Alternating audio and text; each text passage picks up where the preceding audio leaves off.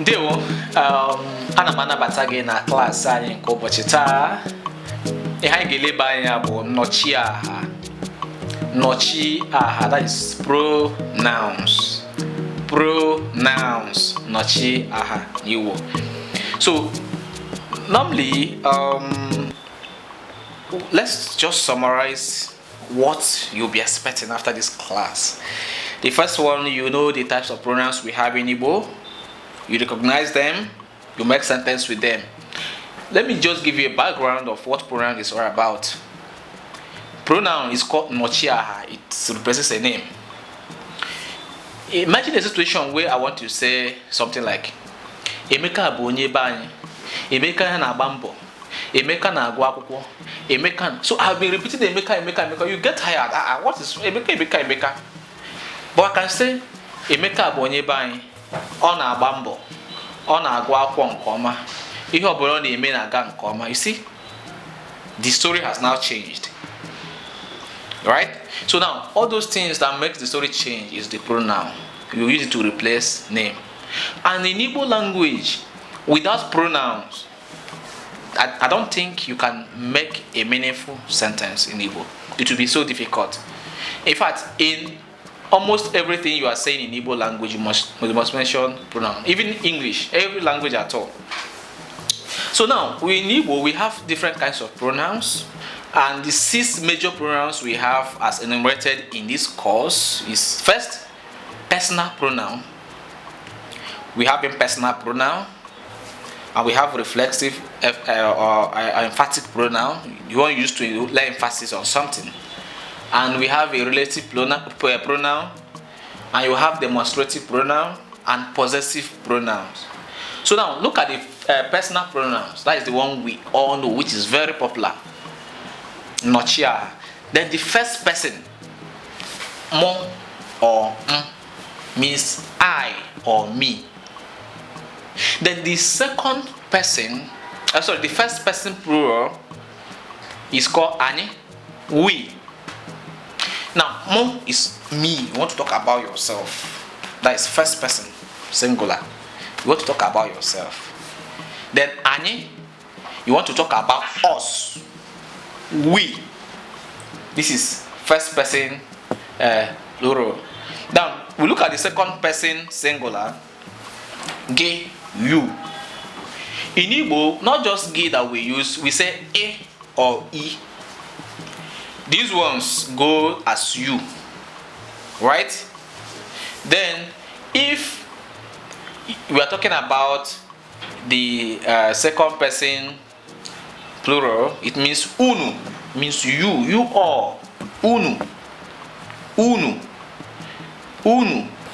Now, if it's the third person singular is ya, o, or o.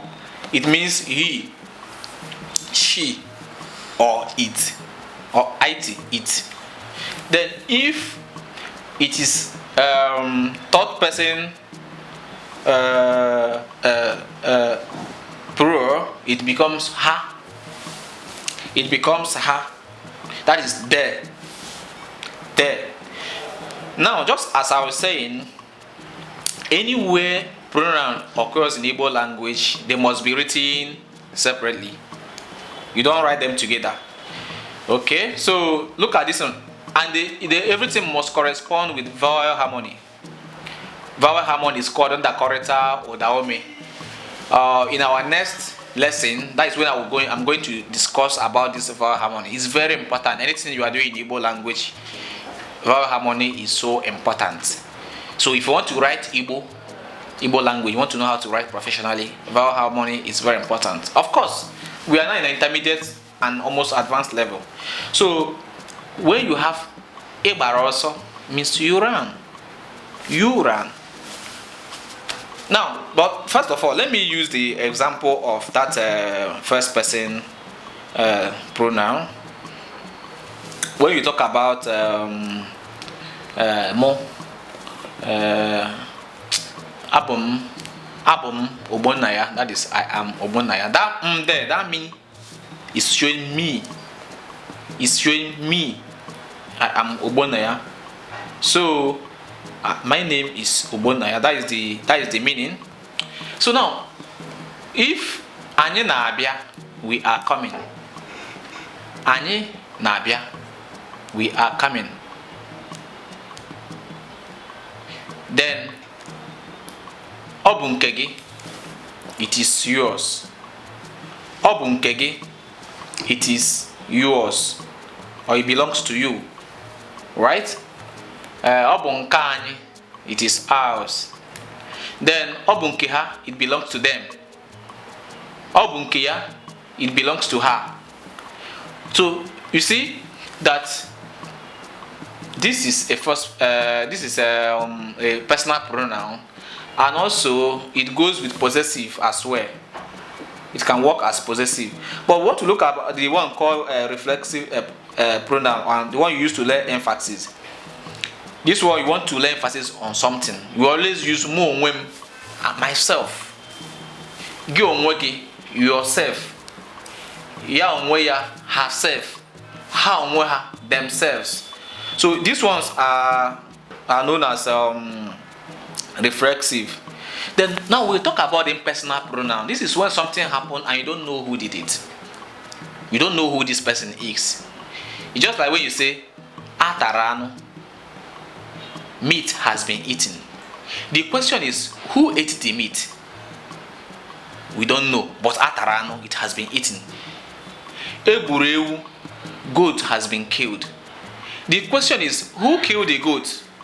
We don't know, but we know that goat has been killed. So this is when something happened, you don't know who the person is, who did it. And we also have a demonstrative pronouns.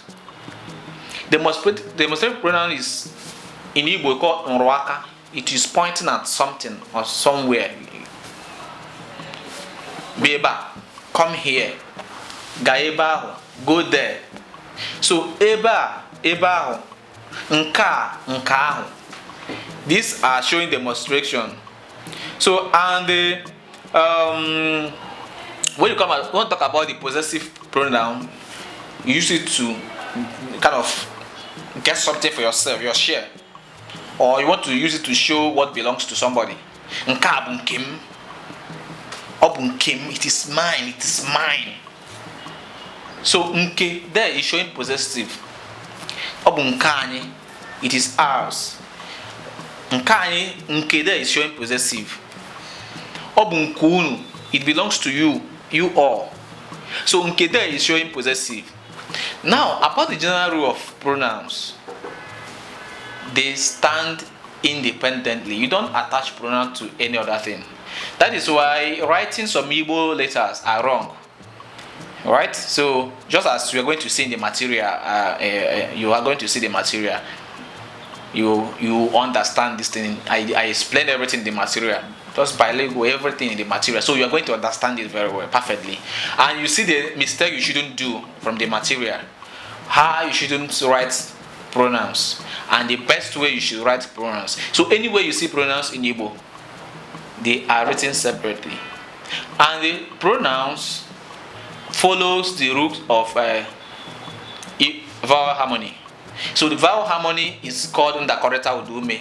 The vowels must align together to make a complete meaning. So that is by the way. In the next class, I'm going to discuss extensively about the vowel, or briefly or summary about the vowel harmony, because that is the most important aspect of Igbo language. Once you understand the concept of vowel harmony, you will be writing Igbo as a pro. Of course, that is our agenda. You are going to get it. Ngwa, dalo, bye.